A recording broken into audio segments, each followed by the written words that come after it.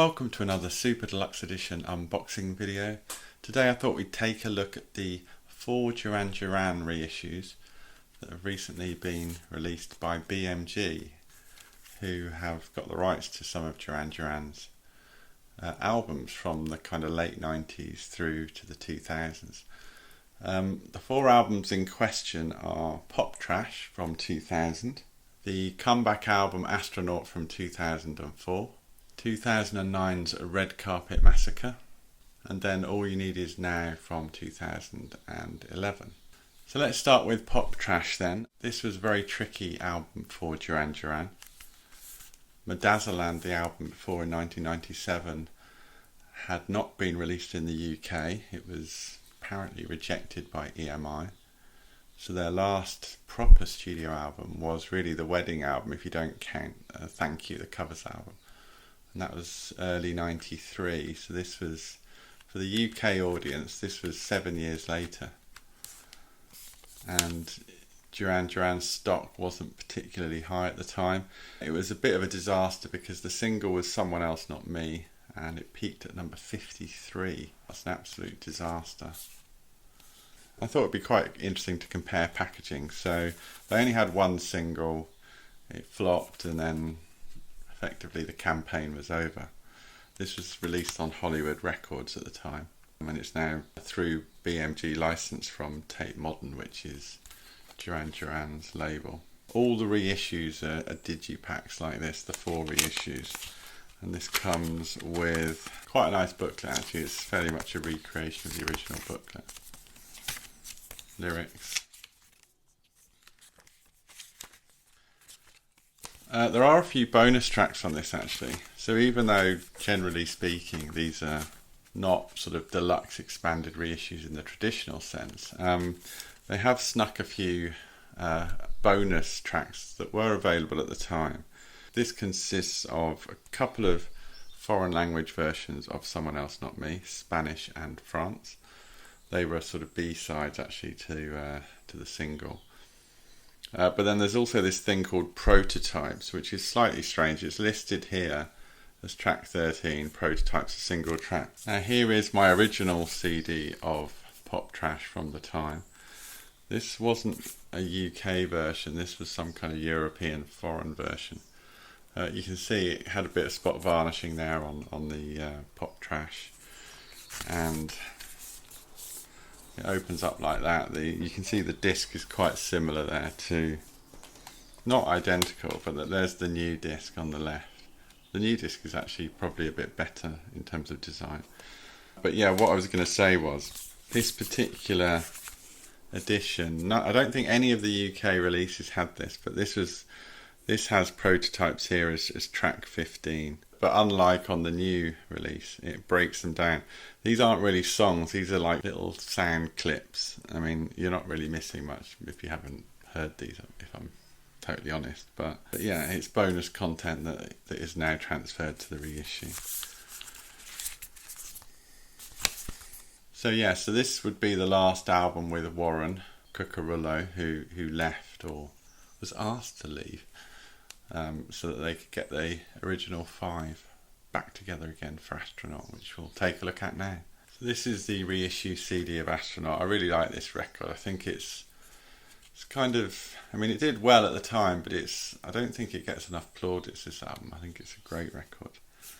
The packaging is slightly boring on this one. There's not much going on there, especially when you consider how flashy the original one was. I'll take a look at those in a second. This is just 12 tracks. This is as the album was released in the UK, which is a little bit disappointing because they had a couple of good B-sides with this record. There was 2 singles, as you will probably remember. Reach Up for the Sunrise, which was a big hit, got to number 5, and What Happens Tomorrow, which got to number 11.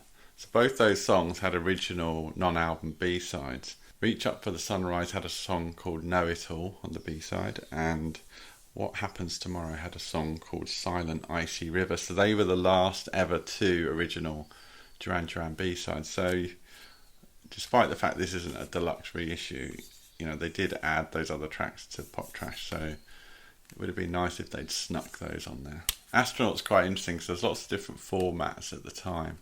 which I thought would be interesting to have a quick look at. So this was kind of the deluxe CD DVD edition, so it's done in kind of DVD style packaging. But it's really nicely done, this one. I mean, it's still only the 12 tracks, and there was a kind of DVD with various bits of content on it. But it was quite flashily done with all these kind of... the design, I think, is really nice. And yeah, they've got this kind of weird split level kind of content. You kind of work your way through, and you can mix and match pages and do interesting things. Everyone's holding a guitar, even Roger. But yeah, I think this is, this is quite, I mean, it's obviously very flashy, very expensive to have created this. But that was kind of like the deluxe at the time. There was also a Super Audio CD available, which I don't have.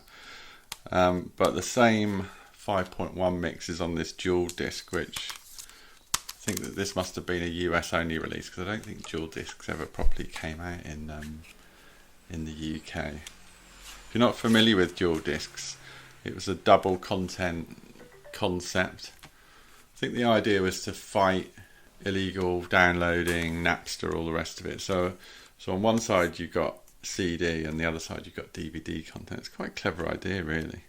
So on this one, so you get the album on the CD side, and then you get, on the DVD side, you get a 23-minute behind-the-scenes documentary and the album in 5.1 surround sound. The dual discs came in quite weird bespoke packaging, as you can see, this sort of curved section here. They always came with this little leaflet explaining what was going on. But yeah, so that was the DVD side, and that was the CD side. So that's the original dual disc of Astronaut. So Astronaut was a big success. They had a successful tour. The album got to number 3 in the UK pop charts. I mean, bearing in mind that Pop Trash had got to number 53 in the album charts. So they'd recovered, they were successful again. Everyone loved the fact that they were back together. And in true Duran Duran fashion, it all went pear-shaped on the next record. So Andy Taylor left. They scrapped the idea of an album called Reportage, which sounded like a more traditional Duran Duran pop rock album.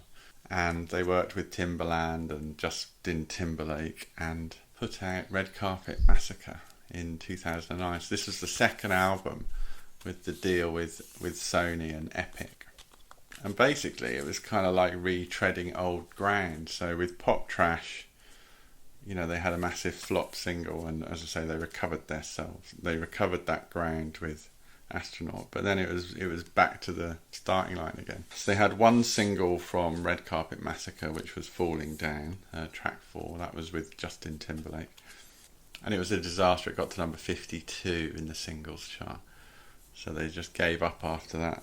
The album did really badly. It peaked at number 44 in the UK chart, and it was just a terrible follow-up campaign. I mean, talk about losing momentum. They were dropped or left Sony after this album. But yeah, let's have a look at the original packaging again. There was a special edition at the time that came out that looked like this. This is a CD DVD set. The DVD has a sort of making of the album, but quite flashy packaging.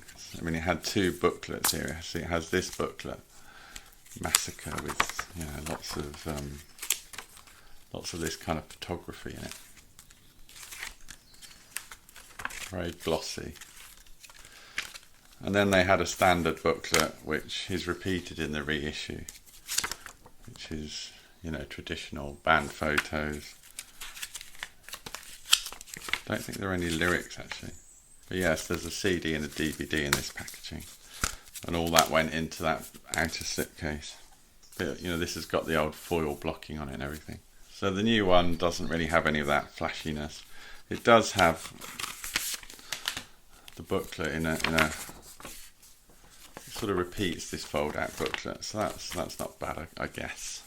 The one thing I should point out here is there is a bonus track. So it's Cry Baby Cry, which is the Japanese bonus track on the Japanese edition. You know, why they've randomly decided to do that, I don't know, but it's quite good if you don't own the Japanese edition of Red Carpet Massacre, which I don't.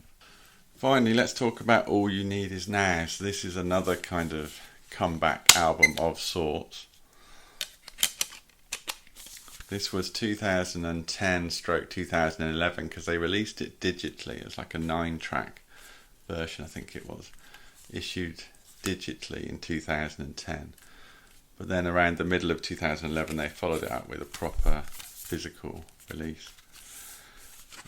I don't think that was a good idea looking back on it, because it rather took the wind out of the sails of the physical version. But they got together with Mark Ronson and sort of reclaimed, if you like, the classic Duran sound. And I know this is a favourite album for a lot of people, especially in the latter sequence. Again, there's sort of a bonus track. There's a track called Network and Nation. So strictly speaking, the album had 14 tracks originally. But there's so many different editions, bonus, deluxe editions, variants, retail, exclusives and all the rest of it. It's not particularly obvious what the standard album is, but I think as far as the UK was concerned, the standard album ended with Before the Rain, which was track 14. But there were lots of different versions, so let's have a look at them. So this is the original UK standard release, which, as I say, ends with track 14. So that was a sort of bog standard version. But there was this box set deluxe edition, which I think, if I remember correctly, was an HMV exclusive. So this had the bonus track, which is on the new BMG version, which is Network and Nation. And it had another bonus track, which was the title track, All You Need Is Now, the Youth Kills mix. But there was also another bonus CD in here, which had a few extra mixes as well. This was quite lavish in terms of the packaging. So there's this booklet here, you know, die cut booklet, very thick card. Should be help if I get it the right way around. Yeah, very thick card, you know, lyrics, sort of weird images. So that's quite nice. And then there's another booklet which is printed on uncoated stock, which has more of those kind of slightly weird images. There's a little thing promoting the tour, and then this was the album itself in a card sleeve with those 16 tracks. But then there was this bonus CD which had a couple of extra remixes of All You Need Is Now, plus what I think is just the normal standard version. So quite a lot going on there. But in America it's even more complicated, because they had this exclusive with Best Buy. So I was always quite impressed with this, because this is the original version of All You Need Is Now in America. So it had embossed text, it had spot varnishing on the D. You didn't get any of this stuff in the UK. Really nicely packaged, and it was the 15 track version was the standard in America. So actually that bonus track in quotation marks isn't really a bonus track if you had the American version. But this was the standard version in America. There was a booklet under here. But what I always thought was quite impressive was the Best Buy version. It had 2 bonus tracks that were exclusive, but to repackage it, they made this. It's actually technically it's an O card. I know that through doing my Blu-rays, but they made this slipcase thing with the bonus tracks printed on it. So there's 2 extra tracks, one called Early Summer Nerves and another called Too Close to the Sun. They're exclusive to this CD. You can't get them anywhere else.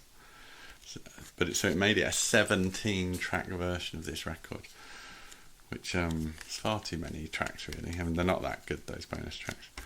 It was already too long, I think, the album. But what always impressed me was the fact that they still kept the spot varnishing and the embossing on the card that goes over the top of this. It must have cost a fortune to do that.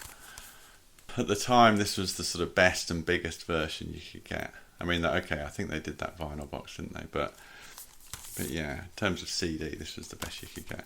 So this is a lot flashier and a lot sort of nicer than this sort of plain reissue. But as I say, I don't want to give BMG too much of a hard time, because these aren't supposed to be deluxe reissues. Maybe we'll get some, well, hopefully we will get some proper expanded versions of all 4 of these albums in the near future. So I hope you've enjoyed this look at the 4 reissues that are coming out on BMG. Well, actually they're already out. And a little comparison back to the original releases. If you have, then why not subscribe to the Super Deluxe Edition YouTube channel for more great physical music unboxed. Thanks for watching, and I'll see you next time.